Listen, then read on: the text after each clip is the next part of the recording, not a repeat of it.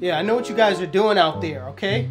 You may not know what I'm talking about. I know what you guys see you. I see you. So you guys think that you could just make videos like me and do the transitions that I do? Well, you're totally wrong, and you're doing it wrong. Your transitions are trash. Pure trash. I see you. Don't you know I can see you? Your transitions are trash. Listen, I'm about to put a flame to everybody out there that's trying to steal my transitions. You want to put your hand in front of the camera? And you're probably thinking, Jeezy, people been doing the hand thing. People been doing that. But it's just funny how in the waving community and the barbering community, people are doing it.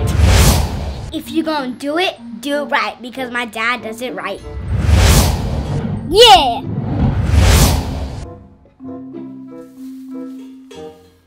Listen, you guys, if you're gonna do it, you gotta do it right, alright? You can't half do it. You gotta do it to the full potential, okay? Not gonna show you how, but you just gotta do it right.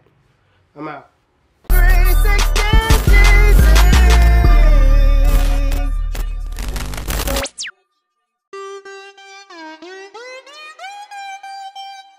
HustleDreamProduction.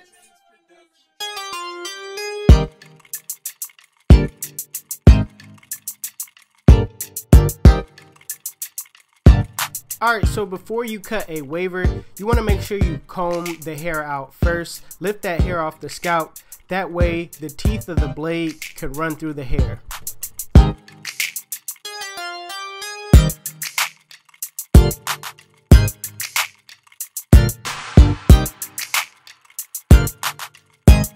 So my client wanted a 2 on top, so I put on the 2 guard and I closed the lever, and I'm just going with the grain of my client's pattern.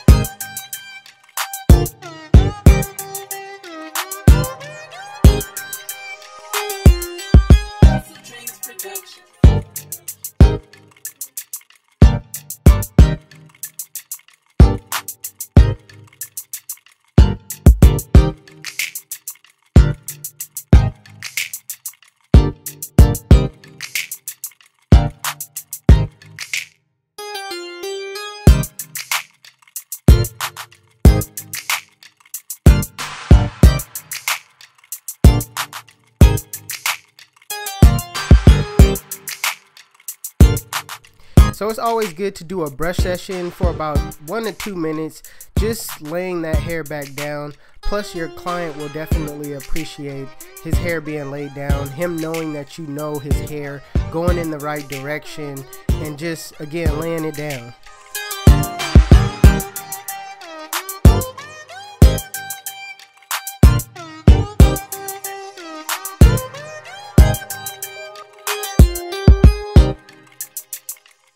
So I know I did a lot of brushing already, so right now I'm just gonna brush down that taper part, just making sure everything is laid. Then with my Andis cordless T outliner, I'm gonna set in my bald line. Now setting in this bald line, I'm using my corners. I'm not using that full blade, and I'm setting it in a rainbow like shape. But you want to set in your guidelines real neat. You don't want to do it sloppy, because that depicts the way the blend actually comes out. You want to make sure that you set everything as neat as possible.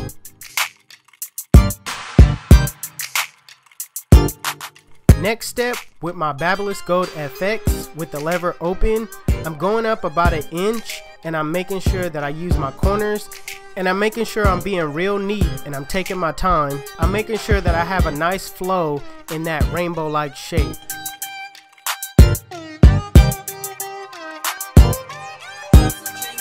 So with the 1 guard open, same thing. You want to use your corners as much as possible. Still go in that rainbow like shape. Make sure you flick out. Make sure that you're actually brushing the hair down as you go along. Now with the 2 guard open, I'm just taking out that bulk at the top. I don't want to set in a guideline necessarily. I'm kind of just flicking out, making sure that bulk runs smoothly into the rest of the hair. Now with the 0 guard closed in the flick out motion, what you want to do is flick out that middle line. Now this is probably going to be the longest process of your blend, is trying to make sure that middle line is taken out. What you want to do is start from the bottom and flick to the line. You don't want to start from the line and flick out. That's going to bring your fade up higher. So make sure you use your corners as much as possible, as you see me doing right here, and just try to get in those areas where you see bulk. So in some cases that lever open doesn't take out the middle line, so I'm just going to open my lever and just with my corners just flick out some bulk that I see.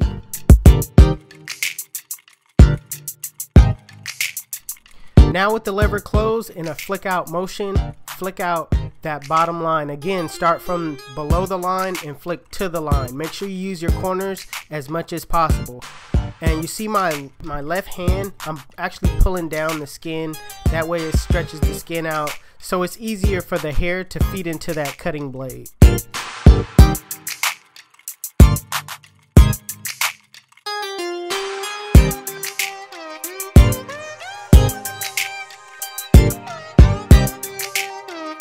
So after you're done with, putting your guidelines in, taking them out, there's always room for improvement. So what I like to do is do some detail work. I like to take a step back, take a look away from the blend, readjust my eyes, and come back to it and just start taking out bulk. Try to perfect the blend as much as possible.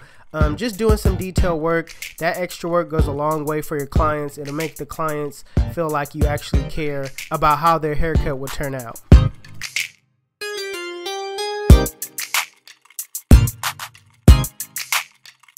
So as far as the back goes, it's the same step, but it's some stuff that I want to teach you guys about going against the grain when it comes to doing the back taper. I'm going to set in my bald line. Then with my Babyliss Gold FX with the lever open, go up about 1 inch. Now with the 1 guard open, I'm going up about 1 inch, but it's a little tricky with his hair growing sideways, so you kind of have to go at a slant and go sideways to get the hair to come off. This doesn't happen with all your clients. This happens with particular clients that want their waves slanted in the back, so you kind of got to go against the grain that way in order for it to look right. Same thing with the 2 guard open, just going sideways. That's against the grain for his pattern, and I'm just debulking at the top. So I'm going to come back down with my 1 guard and clean up that area between the 1 and the 2. So with the 0 guard closed in a flick out motion, I'm going to flick out that middle line.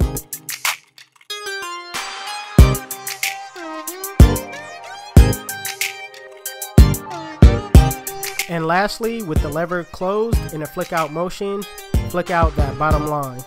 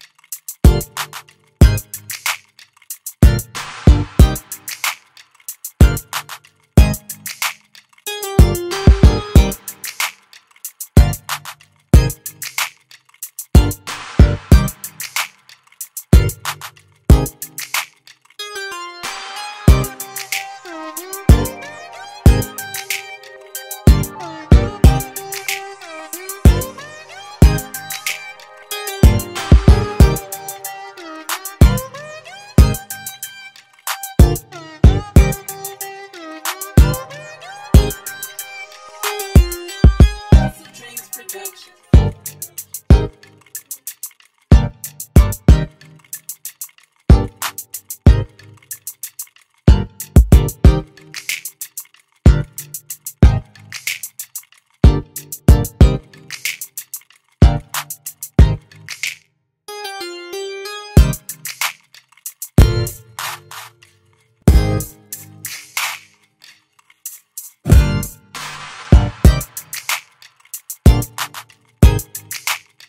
YouTube, this is the cut, and if you like it, make sure you give it a thumbs up. If you're new to my channel, please hit that subscribe button. Make sure you guys follow my man 540Zay on Instagram. Also, if you like the beat, make sure you check out the link in the description below. HustleDreamProduction, he does my beats.